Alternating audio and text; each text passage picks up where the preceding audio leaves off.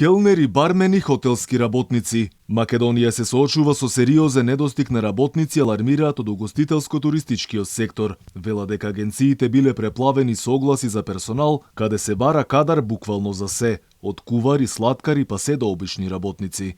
Но сето тоа е бадијала, зашто огромен број македонци веќе се иселија, револтирани од државата која не прави ништо за да ги задржи.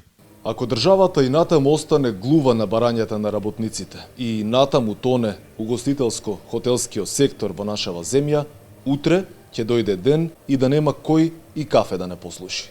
Соседството, но и подалечните земји, велат упатените, им понудиле далеку подобри услови на работниците кои за подобар живот решиле да купат билет во еден правец и секако да ја напуштат земјава. Државата мора да вложи напори, да изнајде механизми и начини да ги стимулира работењето на младите во угостителскиот сектор, односно да ги задржиме нашите омилени места за посета и понатаму. Начини нема и натаму. Начини во моментов нема, затоа што и дури тие што се упишуваат во така наречените образовни институции, без разлика дали се тоа средношколски или високообразовни, по завршувањето на смерот на угостителство воопшто не размислуваат да се вратат на угостителство. Се купуваат карта во еден правец.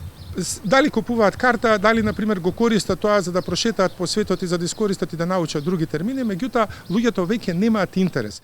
Туристичките центри, како што се Охрид и Струга, во текот на летната сезона им недостасуваат работници за потребите во сите дејности, а добар дел особено во угостителскиот сектор. Според стопанствениците потребни се нешто повеќе од 500 работници и тоа најчесто келнери и готвачи, кадар што за жал го нема. За жал сите тие работи се случуваат во ек на проблемите, значи и остануваат само на празни ветувања, во меѓувреме како животот тече понатаму се забораваат обврските и се ствара цела таа недоверба која што во моментов предизвикува проблем со кој што се соочуваат угостителите. Дека државата веќе подолг период го паѓа испитот да создаде реални економски услови за стопанисување, по кој знае кој пат потврди угостителите, кои веќе кренале раце зашто како што велат, изостануваат младите кои до вчера бараа работа повеќе, но и награда за сработеното.